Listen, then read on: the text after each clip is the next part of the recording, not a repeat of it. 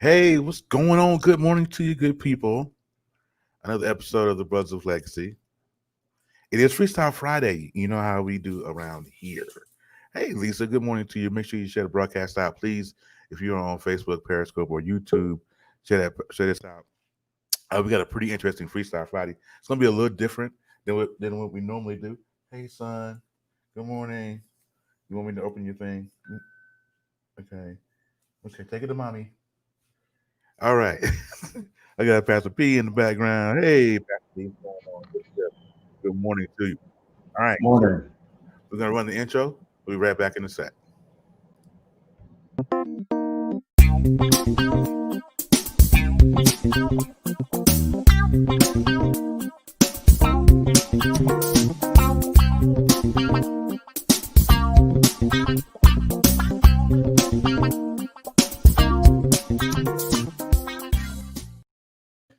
All right. Welcome back. Welcome back. So, if you guys were here on yesterday, we got into a very, very good conversation. So this is part 2 of the conversation about protecting our queens, being men, and all that good stuff. So, the topic for today is who told? You think you're a king? Hashtag. Who told you that? If you guys watch a little bit of the Coming to America, so just for the ones that were not here, I'm going to give you a little recap of what was said on yesterday. So I need for you guys to make sure that you're sharing the broadcast out to your timeline and your peoples. All right. So let me run this real quick. And this is today. This is why we're here. Where's my?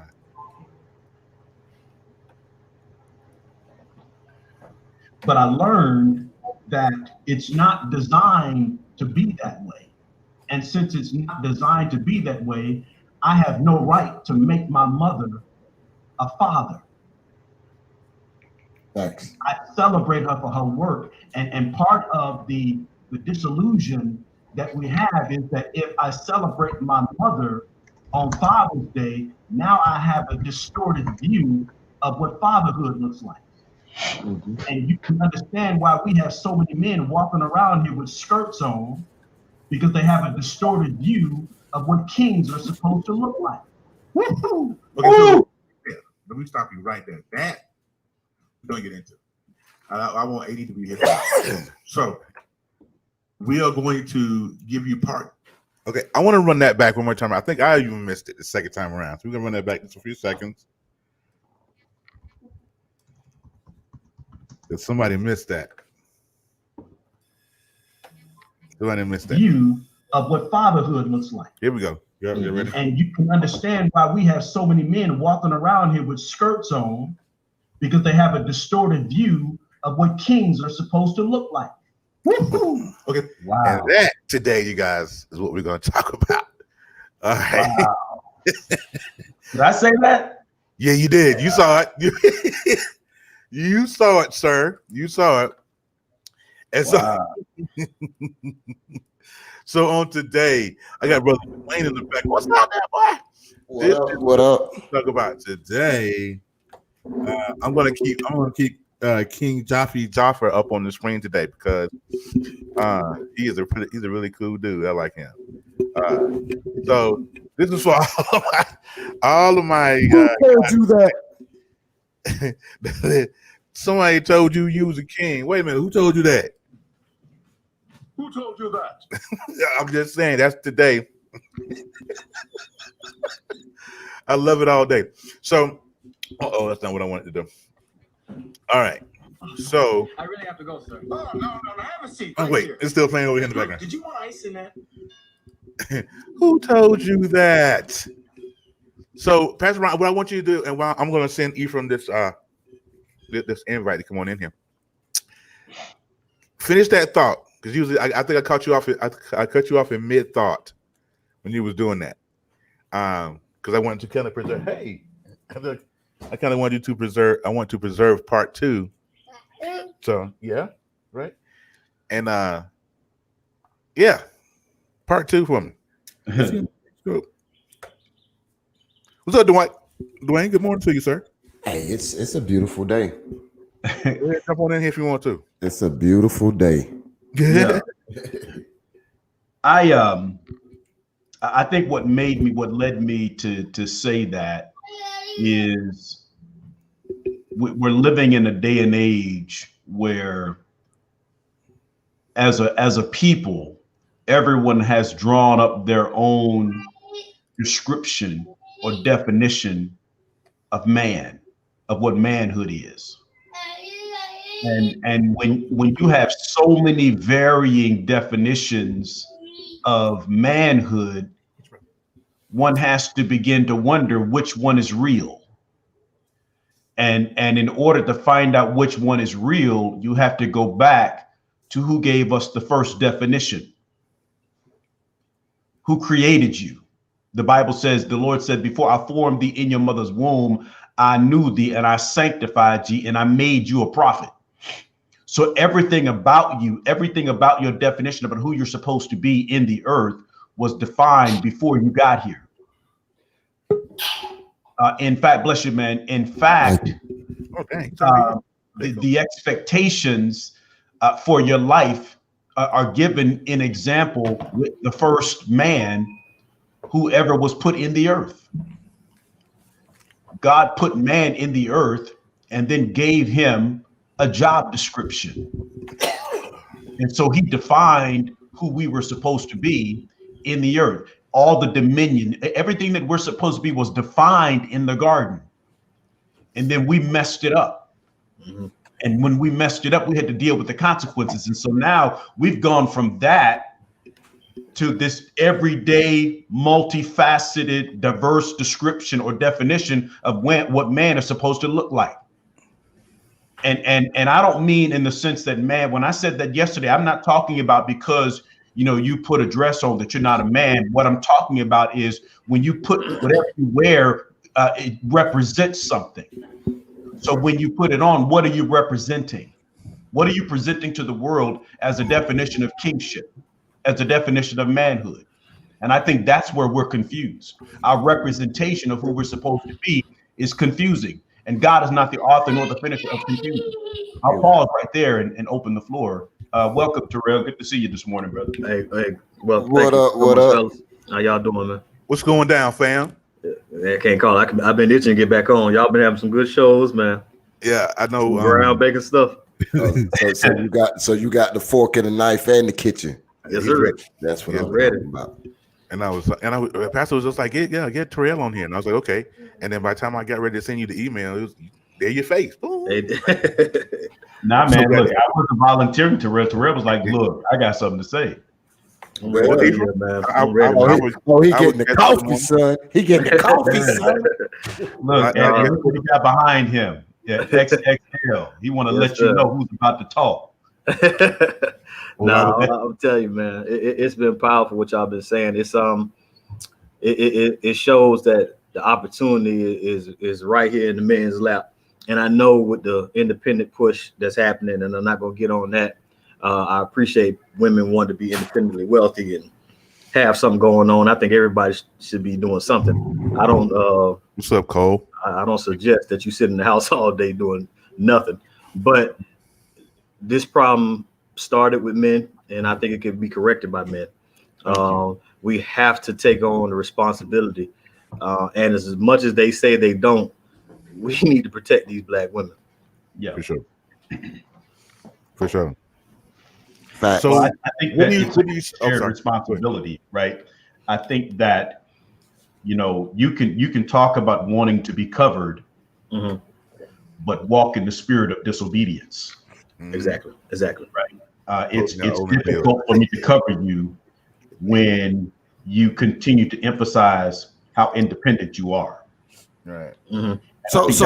So are you saying? Can I give an example and let me see if my example and my thought process is what you're saying right now for both Pastor and Terrell. So me and my girlfriend are going to the movies, mm-hmm. and somebody twice my size look like they might have a teardrop or something that, you know, give the indication that they might be a little throw and don't care that much. Yeah. And he does something or says something trivial, and then she blows it out of proportion, and then here I am left to fight about it. Is that kind of sort of the situation But I mean, I know you might be talking about before you get to that, before it even gets to that level, right? My mother said something to me when I was very young. She would take me for walks downtown. I grew up in Kankakee, Illinois, and she would take me for walks downtown. And I used to wonder why, this is what she did. My mother would get to the door and she would pause. She would pause. Go open that door, boy. See where you going. And I'm waiting for her to open the door, right? And she says, "Come on, baby." And I'm like, "What? Open the door for your mother." You understand? Yeah. And what she was teaching me is, see, a queen will make room for a king to be king. You understand? Good morning, AD. A queen does not have to tell a king that he's a king. Right. But she won't open the door for herself. She'll make room to give him the opportunity. Right.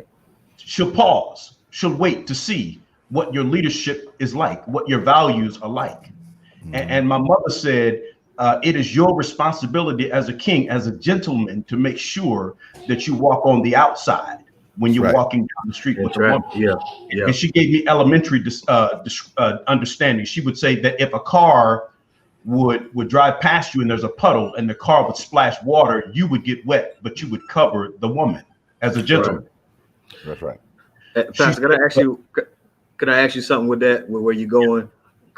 Could you help me understand the psyche of a woman when we miss those moments?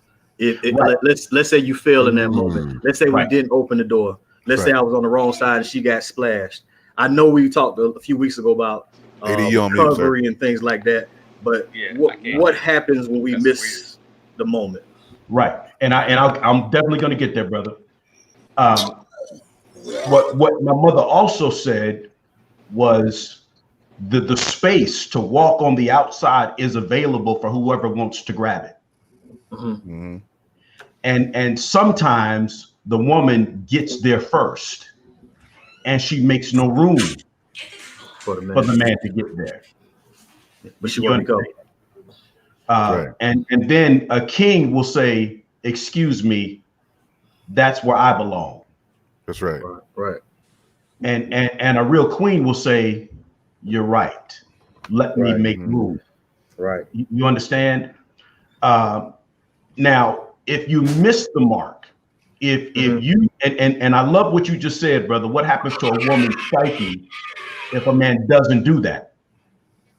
A young girl is a woman is having a conversation with her mother, and she says, "I've always wanted a single." She was raised in a single parent household. She says, "I've always wanted to be like you, Mom.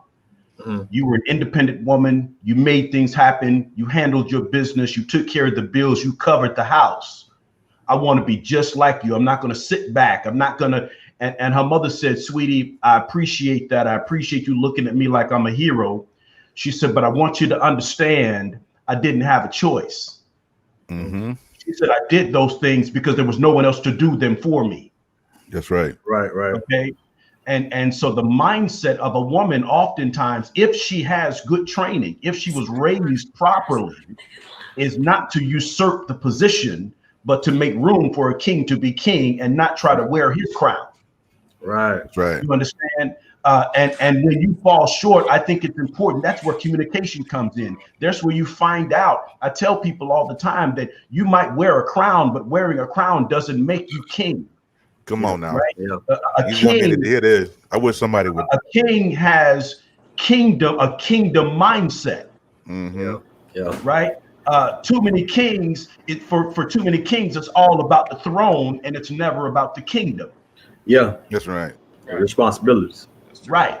You want the title, but not the accountability and not the responsibility. Come on, so listen. You have to step up in your place and do your work for you. And the reality is, before God pulled rib from man, man already had a job before the woman came along.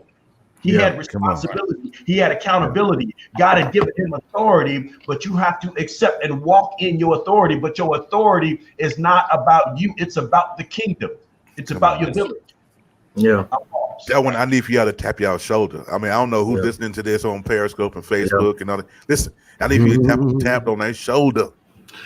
Who told you that? Tap on the shoulder. Look, But you know what goes wrong? Like, I think we get there because we glorify the king part. So I see you wearing the crown.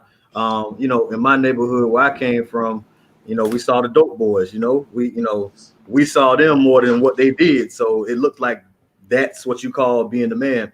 And we wanted the crown because that's what was shown the most. Even like in these in the league, you know, the conversation is all about who's the GOAT. But if you make it to the league, are you sorry? You know what I mean? Like, is it, you know, if you're not LeBron, then you had a horrible career. So we always try to get, you know, we glorify so much stuff that we skip over the responsibility. That's powerful what you're saying, Pastor. Let me pop on some of these comments real quick. Sean said, as a man, always be willing to take on harm first. Make sure the woman is on the safe side. We was talking about walking on the right side of the street. Cole said, to your point, Pastor, my grandmother, when I was 9, as I was walking down a downtown street, literally positioned me to be nearer to the street and said to me, as a man, you must allow the lady to walk on the outside of the street. Actually, the inside of the street, right? All right, so as Sean, walking the street, man, is on the right, on the side of danger. Protect your wife and your daughters. Cole said, cook, Pastor, cook. And Tangela, make room for your king. That's your queen, right? Go ahead. Yes, sir. Yes, sir. That's what I'm talking about. Hey, brother McCoy, what's going on here? She done slid in here. And don't get it confused. Hey, Mom, if you just got on, I was just telling them the story about me and you walking downtown and how you taught me how to open doors and walk on the outside. So you missed that testimony. But happy Friday, Mom. That's the woman that I'm talking about. That's the woman who taught me how to walk in my position. Now, exactly, just like we as a king must make room for a queen. Now, Tangela Terrell said, make room for your king. I don't want people to get this confused. I hear a lot of women say, I had to allow him to be a man. And I don't need a woman's permission to be a man. But you know, and 100%. Go ahead. Making room and granting permission are two different things. That's all I'm saying. Yeah. Okay, Michelle said you have to get out of the way and make space. But I don't need your permission to be a man. I need your permission to be the man in your life. In your life, not man. Right. And that's what I was gonna say. Like, I think the allowance comes from in my head. You know, I have to allow him to be a man in my head. You know what I'm saying? Like, I'm giving you the space to do, you know, handle your business. But I think, like you said, Pastor, with the example of the strong woman, I grow up not seeing a king, so I'm learning to be the one that needs to run the household. So I don't know what it looks like for a king to be present, or worse, I thought were kings in the house, but they were dictators and abusive, you know. So now this is my only visual of what a king may look like. Yeah. You know, AD, it's amazing that you just said what you said, because you bring another point. Because everything that you said, I can agree with. Everything that Pastor said, I can agree with. But here's the part that it's usually optics. And what I mean by optics is this. You have defined this is a man. Right. This is what a man's supposed to do. This is how a man behaves. And then you have the affirmative and the negative, right? One side of it says, this is a man because he does A, B, and C. And another side of it say, oh, he ain't beep, beep, beep because he don't do none of this, this, or that. Right? So here's the thing. Just like your character and your integrity, I think manhood should be in that same position, because you can be a full adult male and not be a man. Exactly. And many women see adult anatomy and age past 18, and they said no good man. And many men are above the age and got adult anatomy and like to think of themselves as a man, when the reality is you're no more a man than my cat is a lion. Yeah. So That is right. so here's the thing that we got it. Manhood should be like integrity. It's not the things that you do or people see you do, but man, it's about being that, period. For instance, a lot of shortcomings as a pops right here, right? A lot of shortcomings at a pop. At the same time, I'm constantly doing and trying to make up for all the shortcomings I have. But my shortcomings and my improvement and my embracing who I am, what I'm supposed to be, does not stop social media. Because a lot of people paint a great picture for social media. I was one of those people. So miss me, Pastor, just like you always say, miss me with all the excuses. I was one of those people, right? Yeah. It doesn't stop when you leave the family reunion. It doesn't stop when your homeboy and his wife leave your house for the weekend. Yeah. Right. Mhm. It doesn't stop at the conference that you're preaching at. It's a lifestyle. Hey, Arlene. Right. It's when there's no cameras around, there's no Twitter, there's no Instagram, there's no Facebook, there's no cousins, there's no neighbors. It's you, your family, your wife. What are your behaviors then? Right. I'd like to present this. Your kingship is spoken more when nobody's looking than when all eyes are on you. Absolutely. All right, roll through a couple of these comments. Sean said, "When a man is mature and does what he needs to do, I think it makes the position easy for the woman to allow his role because she knows his capabilities and his potential." This goes back to what Pastor said yesterday about a woman being secure, having been secure in where she's in with you. That's what that is. We have to show we do it. First Lady said, "There's a difference between a male and a man, all day long and twice on Sunday." Tara said, "Yes, ma'am, Mrs. First Lady." And Tara said, "Age doesn't make you a man." It so don't. I thought that. Yeah. So I was about 32. I thought, but I'm 32. But they got to catch us when we're young, because that's where a lot of the misconceptions about being a man happens. When I was coming up, being a man meant, money, cash, and females. Money, cash. Yeah. I love that. Yeah, that's what they taught. Money, cash, money, cash. What? So Come on. When they told us that, they sent us on a pursuit. They sent us after it, and then they taught us to be very, not necessarily violent, but very disconnected from the females that we chased. And they put in us that you go all out to get them, and as soon as you got what you want, act like they make your skin crawl to even be around them. Treat them like dirt and make them, and they taught us all of that, and we chased it, pursued it, locked it in. And, when you get saved, you're reborn and you get all that out of your system, but it's a process because they start us so young with it. I was looking at my uncles and the cars they were driving. I wanted a 90 box Chevy with a Billy grill. And, you imitate this stuff and the cycle continues. Right. So I think we got to catch them when we're young, because that's where the idea of manhood is getting messed up. It's really getting distorted. It really is. But here's my question to the panel, though. Is you see a young man in the street, and I think to Dwayne's point, Dwayne said earlier about being in our flaws and having to turn around and face your kingship. Mm-hmm. What is the best way to tell these young men how to handle their kingship? Because there's a lot of young men who are faking the funk thoroughly, and they don't know.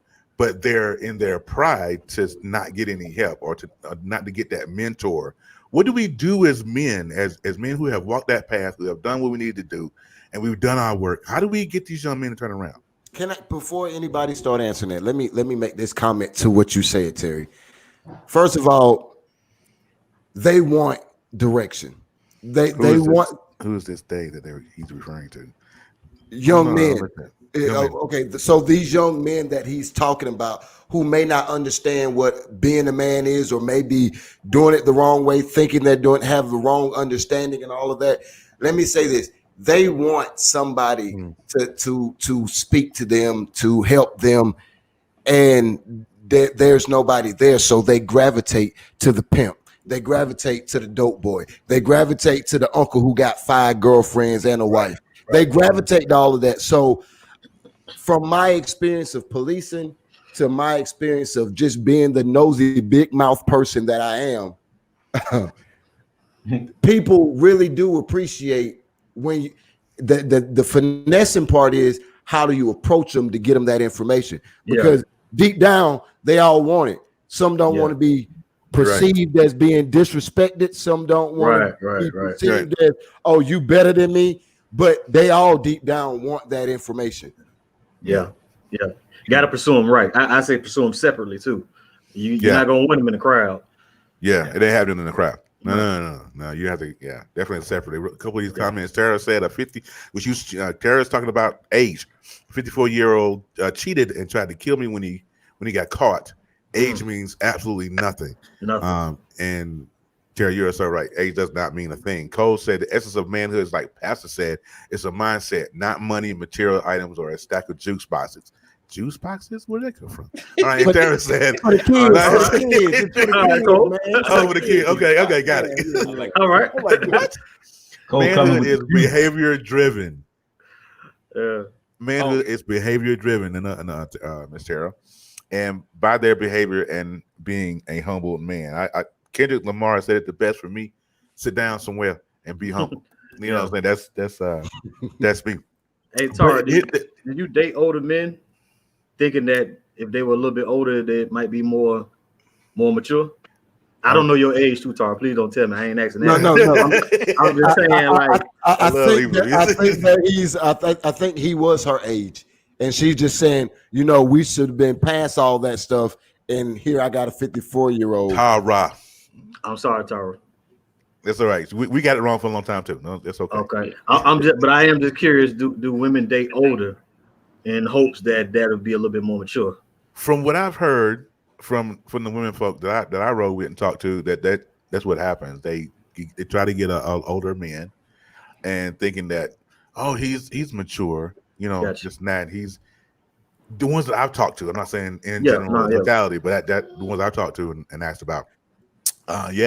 If they older men thinking, oh, he knows what he wants. He's established. He knows what he wants in his life.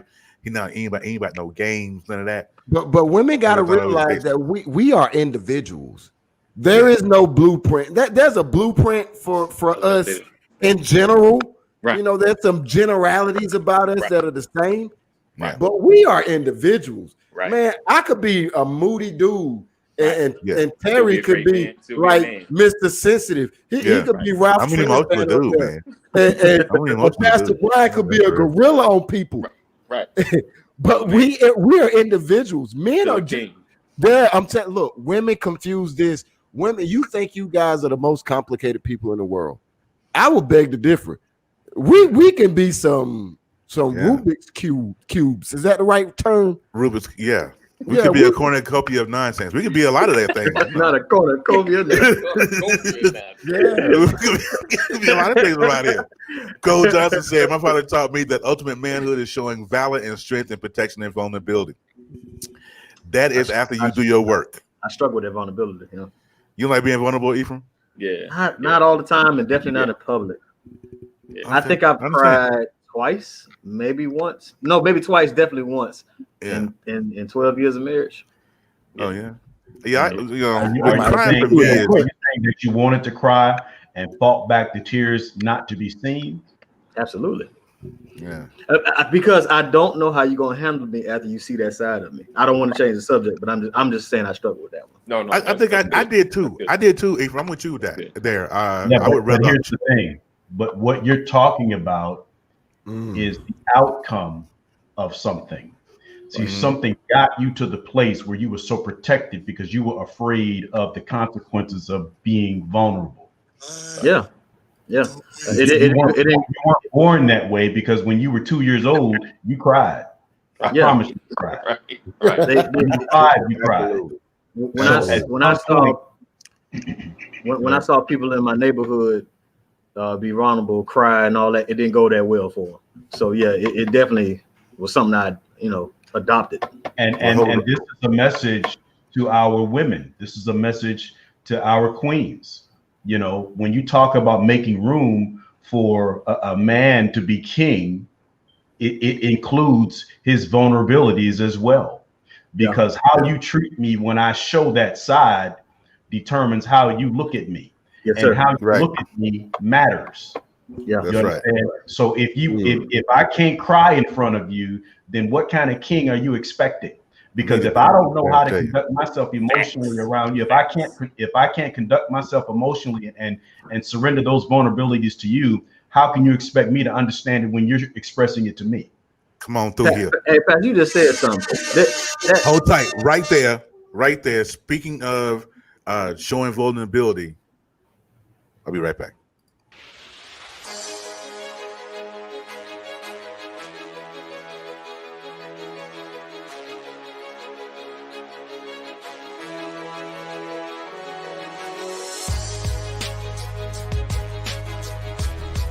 Listen, I want to thank you for being a part of the Brothers of Legacy.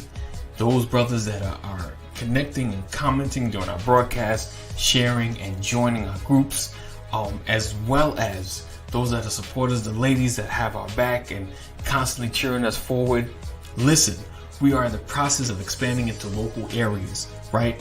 We are in the process of expanding our reach and encouraging more men to volunteer, to be a part of their community, and to not only stand out, but to stand up. So today, I want to encourage you to do a one-time seed or a monthly seed into the Brothers of Legacy. Now, what will that do? That will cover administrative costs as well as reach other brothers and meet people at their need. So to do so, we need that financial support, as well as if you are a brother or if you know someone that would like to be a part of this movement, please connect them with us. Listen, we are ever expanding, we are ever growing, we are doing great works, we are changing the narrative. We are changing the narrative. So this is your opportunity to be a part of that legacy. Our legacy is about the building blocks we start today. Our legacy is about the building blocks we start today. So this is an opportunity for you to seed into Brothers of Legacy, make a difference. Your difference starts now, and it'll affect now going into tomorrow. So we appreciate you. We thank you. And I thank you for all the supporters that's already given. And for those that desire to give, this is your opportunity. And I'm thanking you in advance. So I appreciate you. Thank you so much for your support. And I'll see you later. Take care.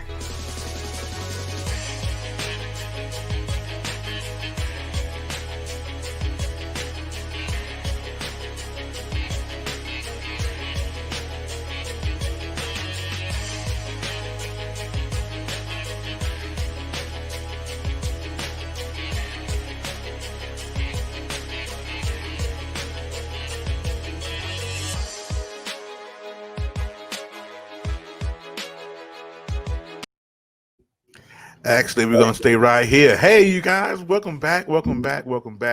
Just a really quick reset. And for Dwayne, a change of scenery there, because he was one way a little while ago.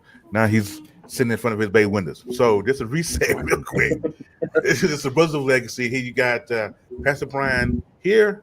You got Brother Dwayne Goodson on the other side of Pastor Brian. Well, this is my view. And then I got AD here and Brother Ephraim T-Rail on the end. I know it's not pronounced right. I just wanted to say it like that. All right. So we'll catch you. Good morning, everybody. Good morning. I just bust up in here. Good morning. AD is in the building. He's actually on vacation, but still took time out to come and see us. Oh, I really appreciate you, brother. Hey, look, All right, you saw him just looking at bad food and saying, "Sam coming to get me." All right. Pastor brought out something before we went to break about, just kind of. He touched on something, and I was curious about it. He was talking about allowing the women to make allowance for the vulnerability piece, right? So my question is, and I don't want to retract my first statement. The protect our black women, it has to start with the men. We we own it.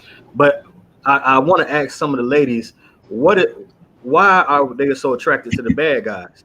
Why are they attracted to the guys who that you know? that you know are no good. Yeah. Because that's also pressure on a young man. Because, like I said, I saw tears growing up. I saw, the nice guy finishing last and all that. So, I stayed away from that. Right? Are women forcing these young boys to exhibit these behaviors? Are they saying, I can't deal with the nice guy? I don't know if I'm formulating that question. No, right. you're formulating it perfectly, Terrell. Yeah. And while we wait on them to answer your question, let me point this out. Once upon a time, like you guys Not know long ago. where people wore pajamas. Live life slow. Their life so slow.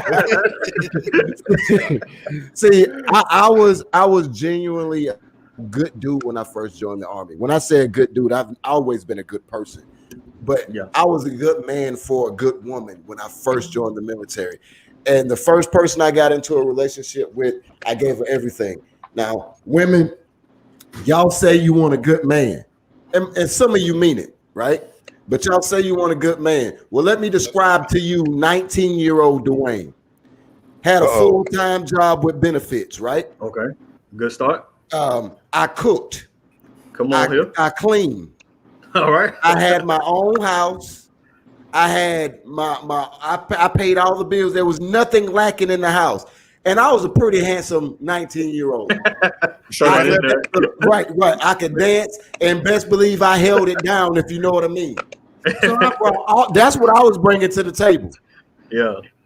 And this same chick, she wanted a dude that got a couple Article 15s, right? That means basically he went to court in the Army, kind of, sort of, in a roundabout way. Mm-hmm. He didn't have any ambition, and he was knocking cats out at the club. That's what she wanted. Yeah. So fast forward 15 years, 16 years, thank God for God and how it changed. They're both different people in Christ now.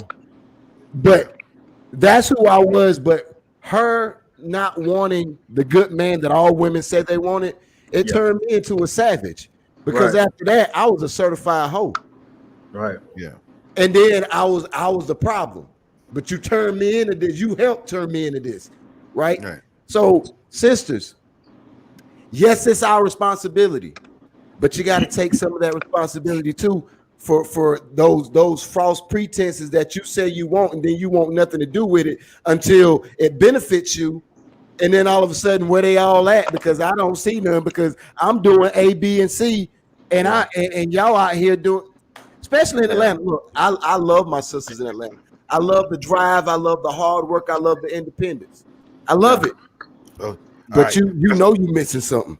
We got some comments and that. What you just said, Dwayne, caused us in a stir. All right, but we'll get to that in a minute. Cole Johnson says society forces the narrative. Good guys are boring. Bad boys are exciting. Right. Cara said, my ex was a deacon. I don't do unequally yoked, she says.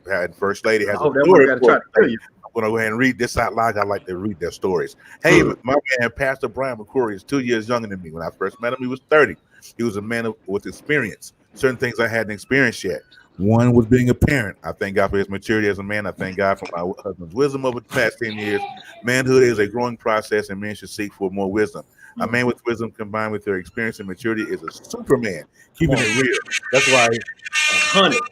He has a Superman t-shirt that he wears every now and then. The Man of Steel. Not Superman. Man of Steel. And I didn't buy it for myself. I hear that. Hold on, Dwayne. And so Dwayne was, Cole said, so Dwayne was babyface up in here. I'll give good love. Hey. I'll buy your clothes.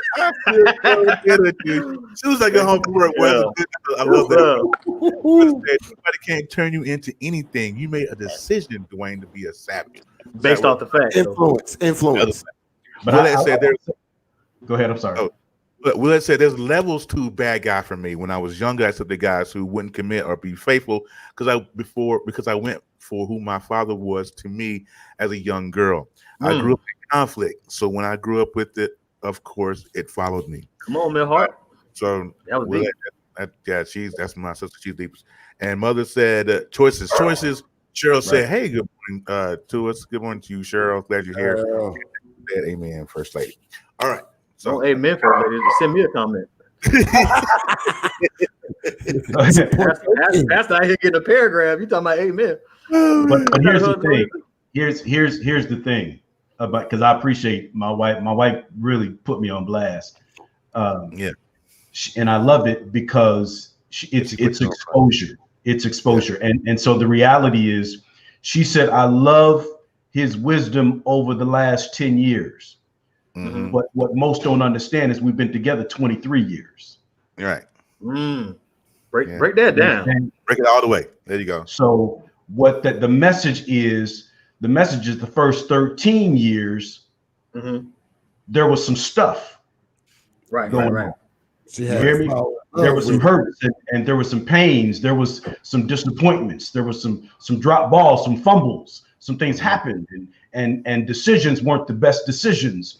But because we had a long-term plan, come on, help me, somebody. Oh, come on. And this is the part that we must understand, because I read Sister Samantha say that, you make a decision to be a savage, and you're right. That's universal. A man and a woman can make a decision to be savage. Relationship. If I can go into this analogy, with relationships being like a journey, I think that it's like getting in a vehicle and driving across the country. Look, I don't want to make you blush. She said, you just not learning how to cry. I don't want to make you cry in front of people. She ain't want to make it the third time, Hey, Pastor, what made her hold on those 13 years? What did she see in those 13 that made her wait for those 10 good ones? Not good, but wisdom. If I could put it out there, I would say this, and she's on here, so she can correct me if I'm wrong. First and foremost is Jesus Christ. Okay. Right. My wife didn't believe divorce was an option, even though we both had it in our minds a little over 10 years ago. Okay. Both of us wanted to run, Forrest, run. You hear me? And so our testimony today is that divine intervention makes a difference. When God is in the middle of it, you're going to survive these things. I found out that the pains that I thought were impossible to overcome, I have overcome them. Okay. All right. But I had help through Jesus. And so the point, and I think what my wife did was she held on to the initial word that I gave her when we were courting. Because I told her we were going to go through some things, but I told her if you consider long term, what we're trying to get to is what matters. And as long as I showed signs that were consistent with what I said earlier, because we make mistakes, but I tell people all the time, my family is not as concerned about my mistakes as they are about me coming out of my mistakes, how I rebound. That's right. From the mistake. A lot of people don't give you an opportunity to rebound from the mistake. They kill you at the mistake, and they can't look past the mistake. All right. That's 100. So when you're coming together, when you're making a decision about somebody that you want to take a journey with, first make sure you understand what their qualifications are. And if you don't have any qualifications, you'll understand why you are all over the planet trying to get to where you want to get to. That's right. Right. I found out it is as simple as this.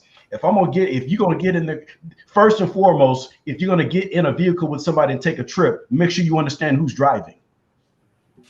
And as a woman, just because I'm driving as a man does not mean you don't participate in direction. You don't have to be behind the wheel. As you're gonna miss the turn, slow down. You're gonna miss the turn. Right. Right. I don't like my wife in the driver's seat when I'm in the car. Facts. Just as simple. I don't even like my wife putting gas in the car. Yes. Right. So I struggle when I see a man on a passenger seat in a car. It's just a problem that I have. Always have. And so here's the thing. So it's okay to let a man drive, make room for him, give him the driver's seat, but make sure you have input on where you're going. When you're going. Exactly. You got to say. Yeah. You got to say that. But a lot of women get in cars with men, and you get 3 states away, wonder why things are so crazy, and you found out that he wasn't even qualified to drive. Yeah, he don't have a license. And he got less. Do you teach me some moves? He Right. ain't got a paintbrush, And baby. a lot of people will give you, and here's the thing, depending on where you are, and there's a lot of ways to break this down. I tell people sometimes, you have a Maserati mindset. What you mean? Meaning that you want to get somewhere quickly. Gotcha. That's a woman who wants a man who already has the bag. Right. Yeah. You understand? Better get There's up in things that that I want. pot. Yeah. Yeah. There's things that I want, and I want them now. You 18 years old and don't know the first thing about the stuff that people are buying in Manhattan, but you want to look like that. And you want a man that can provide those things for you. He may have the money, but he may not have the mindset. So you got a Maserati mindset, and you're going too fast. Exactly. Yeah. And you in the car with somebody who's not qualified to drive that fast, and you wonder why you wrapped around a light pole. Exactly. Life. And then there's certain women who say, yeah, I want to get there. I want to get there. I want to take my time. But you get with somebody who, like my wife said, I had experience. But guess what? If you get into the car with the person that has a CDL, in other words, he's got an 18-wheeler driver's license, a commercial driver's license. That means you could potentially be getting in a vehicle with somebody who makes room for you in the cab, but he's towing 3 tons of junk behind him. Yeah, I agree with you. Come on here. You hear me? Well, I'm telling you, y'all ain't listen. I ain't seen that name emoji on Facebook. I'm sitting here watching it on my phone right here. I don't see not one emoji. This man dropping nuggets like it ain't no thing. And come on, can I get some emojis, please? Please. Periscope hearts. All right. Oh, couple of comments that I'm trying to catch up on. Cole, as men, we have to understand growth is necessary. Success is truly a journey, not a destination. Growth is necessary. It's not always pretty, but it's necessary. Tara said, First Lady said divorce wasn't an option. Michael says commitment. Willett says sometimes as women, we got to see the king and the kid. The T.D. Jakes' famous sermon. First Lady said, I thank God for my Superman that had a long-term plan. I saw the Jesus in him. I saw the greatest in him. She saw the best in you. But she also saw the flaws. And I'm telling you, I saw officially him. I saw him getting better each year. I saw growth. That's good for them. Cole said, King and the Kid, wonderful point. Just like how God saw David as a king at 16 and didn't take the throne until he was 30. Tyra said, preach. Ashley said he didn't have a license. It was suspended. For First Lady Terrell said we have to be careful about who we are connected to. We are helpmeets. Ashley says, wow. And BJ, what's up, brother? He got no license. Lisa, weird science. But that's the. Oh, go ahead, Dwayne. I'm sorry. No, and I'm only because I got to bounce. I got an appointment, but I just want everything that y'all saying, man. It's just fact on fact on fact. It's a process, and I think Ephraim said it first, or maybe it was right, maybe it was your wife that said it first. But it is indeed a process. I was told to live is to grow is to change, and from the time that we're kids to the time that we're husbands and fathers, it's a continual moving process. We're constantly we're entertaining ideas and situations that we've never been in before, that we're just seeing or that we heard about and now we're experiencing. And you can have all the information you want. It's your decision in that moment that's going to determine how everything goes. And sometimes we need to fall down and smack our face because that's going to help us not do it in the future when it may matter. Or maybe you're the person who you heard your uncle or you heard your pop say it so long that when you get in that situation, that was enough to keep you from it. But regardless, at the end of the day, it's all a process. And that process, it requires something that I saw in the comments. It requires commitment. Marriage is a covenant, and marriage requires a commitment. You can be a single king out here, but a single king, it's hard for that single king to rule. I'm telling you, that queen takes pressure off when you have. I think Prophetess Tara, I think she used the term helpmeet. Helpmeet means what you can't do or what you're lacking or what you're coming short in today, I got the remainder of that. So if you if you coming up in short on financial knowledge, it's okay, baby. I got you. What you missing? All you bringing is 35%, I got 65. If it comes, if it comes to parenting these don't children, block me. Don't block me. and Pastor had been a parent for 10 years or 13 years before he met his wife, and that was her new thing. It's okay, baby. I got you. And then, now when he has his moments, she brings up the rear. So all of those things in culmination, there's no one thing that's right. It's many pieces on the table, and our jobs as kings and your jobs as queens is to take the piece that you're lacking in, perfect that piece, and then move to the next piece. Yeah. Well, Dwayne, and in closing, I know Dwayne's getting ready to go, man. But thank you for coming through with that, dropping that hammer before you left here. Can you pick up Thor's hammer on the way out? All right. First, let me say, with all of our faults and mistakes we made together in our marriage, I thank God for us seeking more of Jesus. Thank you, honey, for wanting better. I thank God divorce was not an option for us. I wouldn't have seen or experienced the true man you are. The core pastor, you are a man and my king. Thank you for covering your queen. Let me tell you something. Hold up now. I'm starting to feel away about this. Wait a minute. Because I'm starting to feel away. Look, don't be typing all that. Come on down here and look me in my face. Say it in my face. Say it in my face. Say it in my face. Because what I told her is, this thing is real. Life is real, and people won't have these conversations. People. My wife yells, "Get off the throne!" I don't know why we got here because we didn't see this earlier.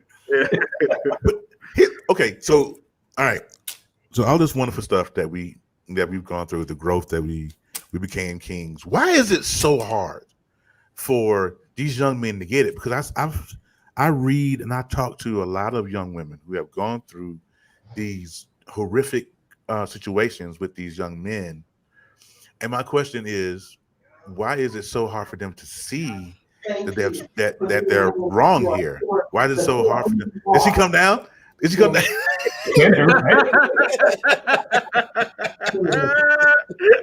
She ain't scared of you. You gotta tell me twice. Okay, you gotta put it on the. You gotta put it on camera. You gotta put it on the mic. You can't. You can't be in the background.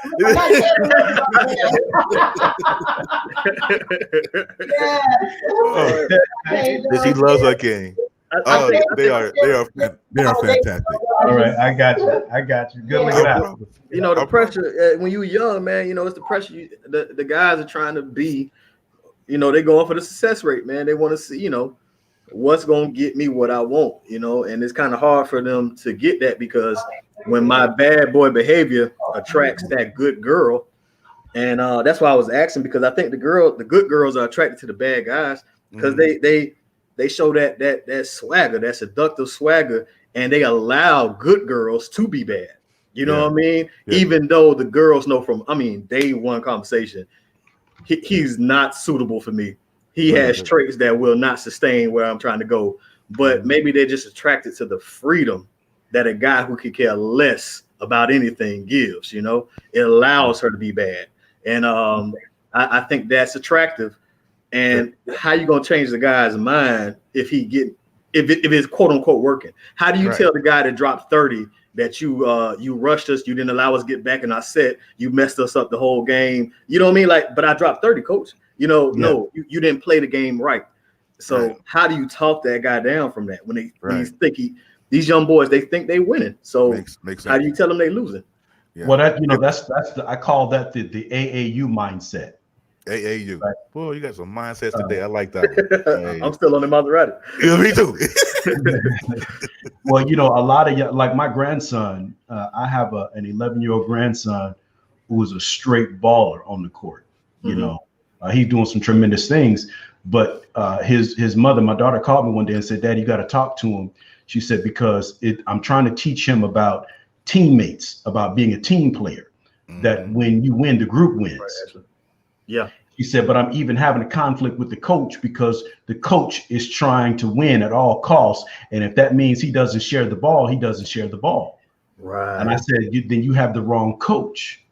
And what happens is a lot of these prima donnas and stuff, they grow up with these AAU mindsets because in AAU, it's all about winning. Yep. Yeah.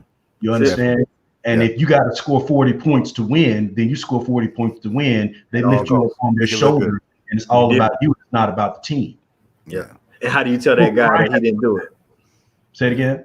No, and I'm disagreeing. How do you tell that guy he didn't do it? Because he wasn't. They carried me off the court. Yeah. Right. Yeah. McNair, absolutely. Thug life is attractive in videos. The narrative. See, they're living off the most popular narrative and what they see in society, what they see in the media. And that's what curses our young people. Man, listen, let me tell you something. You talk to these young guys now, you can't tell them anything. No, you can't. Right? There's such a fear of rejection with young boys, with young men today. They don't know how, they don't understand the word no. They get their feelings hurt and they're mad. And what happens is the girls greatly outnumber the boys. So they just move from one to the next. Yep. Right. They move to the yes, and that's the reality. They don't go through anything. And somebody said earlier, how do we get their attention? Well, we get their attention by changing the narrative. Yeah. We get their attention by walking it out in front of them because you can show them more than you can tell them. Yep. Yeah. This is the absolutely truth. Yeah. They got to see it. Yeah. Ashley says a lot of these young men trying to keep up with the Joneses, and that's what we're talking about. That's that whole Maserati mindset. Cole said there is one word that which gets pumped into most households: independence. Somehow it's promoted that we can get along in the world without the partner to help us through life. Mike said that's deep. Life is attractive. That brings to mind. It brings to mind to me. God rest the soul of everyone who passed away in the bombing of or the flattening of the Twin Towers. But it makes me think about the Twin Towers, right? When my wife and I got together, we talked about building an enterprise, right? My wife had a desire to do something great in business. Yeah. But at the time that I met her, she was in IT and she was working for the state of California. And I began to roll out my strategy, my vision for our life together. And we can have the business, we can do these things. And what I learned is that I had to empower her to chase her dreams. And what I had to do was make sure that I covered her dream. You understand? Like God covers mine. Right. Why? Because if God had to give her the dream in the first place, right? So the dream has to be covered. The story of Joseph in the scripture talks about his dream, but the dream never would have manifested if it were not covered. So Joseph's dream was covered and it was able to come to fruition. And so what I found out is that we talk about this independence and all that, but we forget interdependence, right? Everybody wants to be independent, but nobody wants to be interdependent. You're not going to get there by yourself. Don't believe the lie. If I had $1 for every time my wife reminded me you didn't get there by yourself. And you're right, I didn't get here by myself, but she wanted to make sure I understood that I had to help me. You understand? That she played a role. And part of that was because she needed to reassure herself. You understand? And what that taught me was to make sure she knows, remind her of the value that she brings to the table. You understand? You don't have to be the CEO to have CEO level influence. So here's the thing. The Twin Towers were two independent buildings that stood together.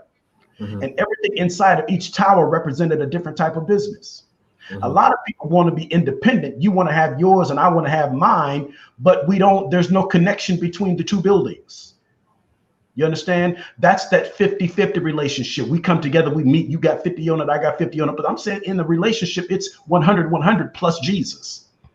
You understand? And so what I found out, the better strategy, the better vision is not Twin Towers. The better vision is one tower that's multifaceted.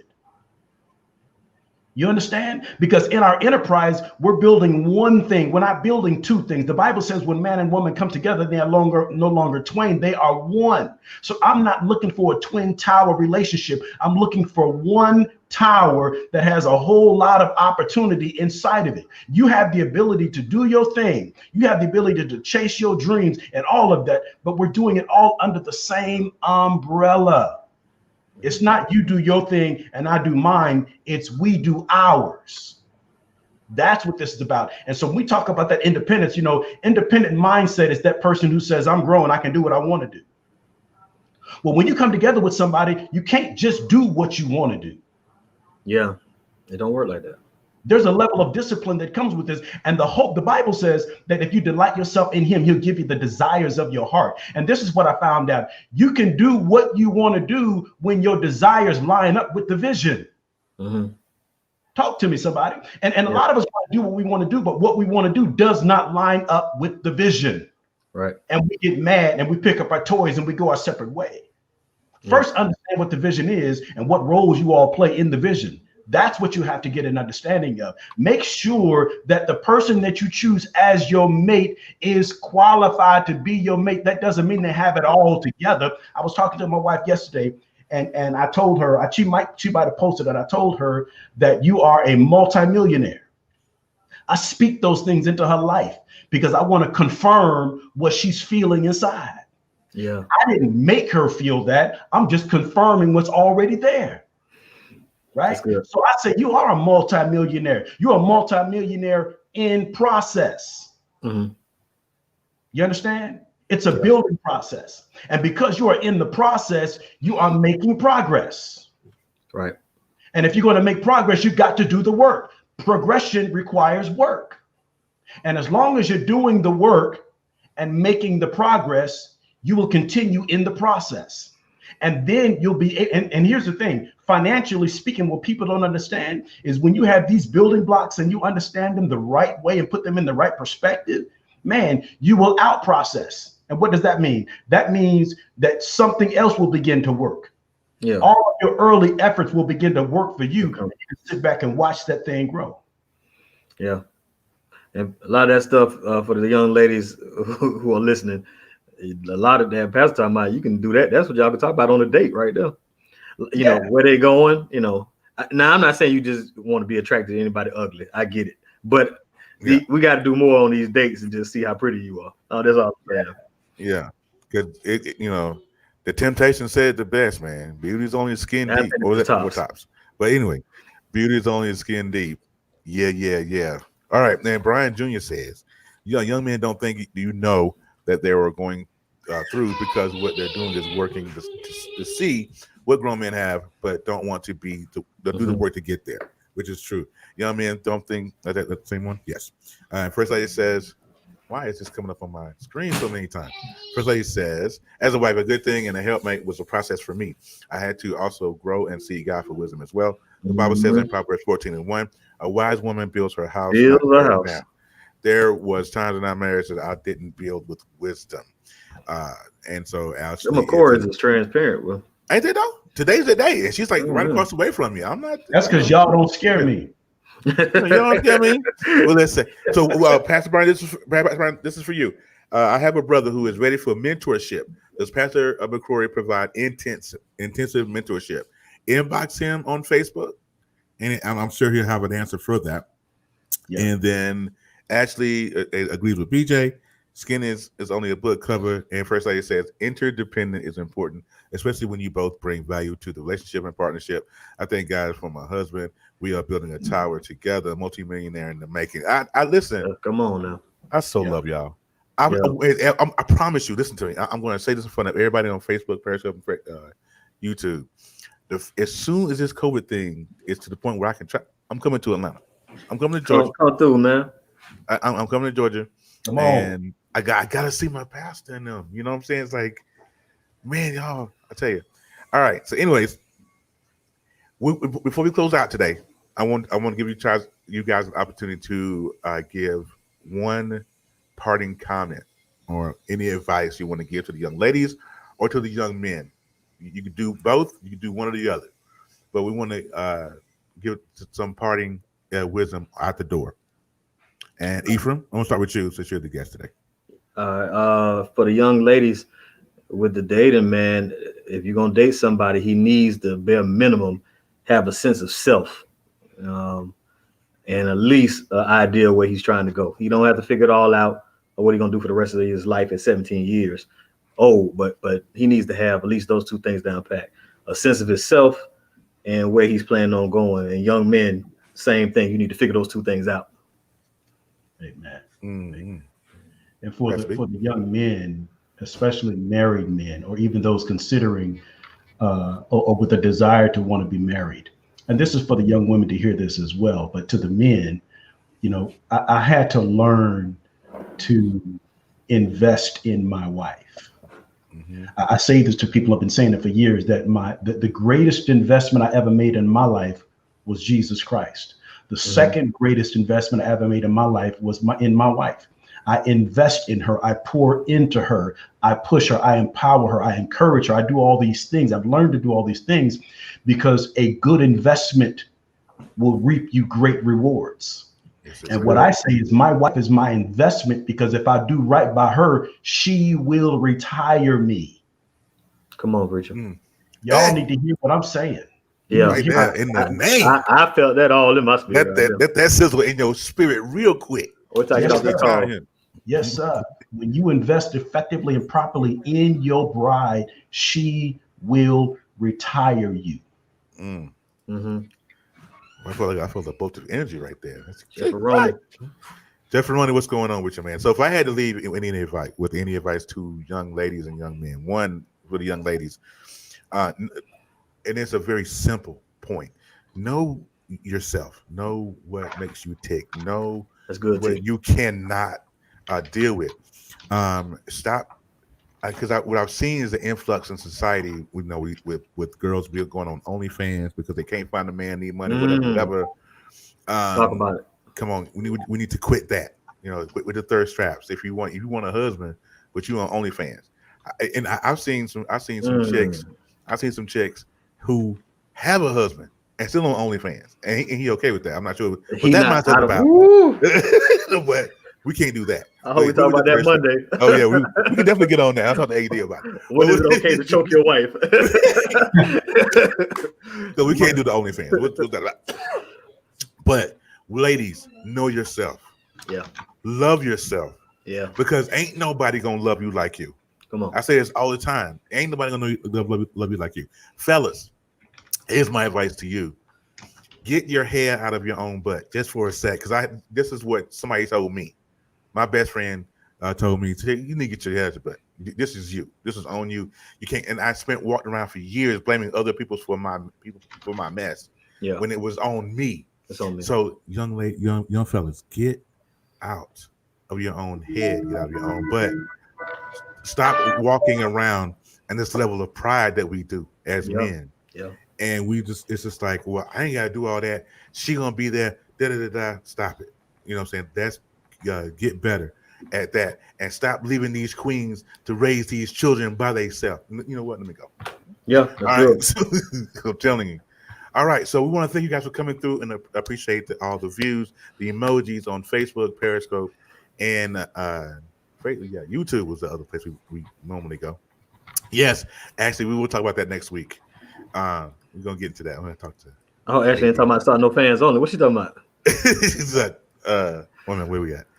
My husband invested in me, my power, my business retirement plan because he invested in me. No, he's like, she's gonna retire. He will reap an ROI, return on investment. That's what she's saying. ROI. Oh my God, yeah, please talk about that sometime next week. We will. Ishar says that's what I'm right. Willette says, and men got to stop wanting a Ruth, but picking rehab without the Christ lineage.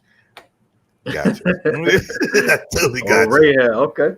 Yeah, it's crazy out here in these streets, man. But we want something real, but we false from the jump. These comments off the chain today. Yeah, no, they going in today, man. Yeah. Make sure. Ashley, yeah, they own it today. Tara, y'all ain't playing. Ladies, we need to make sure we're prepared for a husband. Thank you. So that's what I'm talking about, First Lady. Yeah. We need to make sure that we're prepared for a husband. The Bible says a man who finds a wife finds a good thing. Make sure you are a good thing. I can promise you, ain't a good thing on your OnlyFans. Ain't not one man gonna respect the fact that you're on OnlyFans. Right, Like because that. you're a woman, don't make you a wife. Yeah. Come on, now. Just like a man, just like a penis don't make us some man. I mean, men. And nutshell and everything we all talking about is investing in ourselves, getting ourselves ready. Like this marriage, like my pastor say, is for grown folk. This is really is. You got to get ready for this thing. Yeah, you got to put on the whole armor of God for this marriage thing, boy. I tell you. All right, so we're gonna get out of here, you guys. It has been great. It's been a wonderful, wonderful week. You guys have great, wonderful, great weekends. And we will see you guys on Monday. Hopefully, we'll have the full crew. We'll be back in the building. And Y'all so, be safe, man. Y'all have a great one. We'll see you on Monday.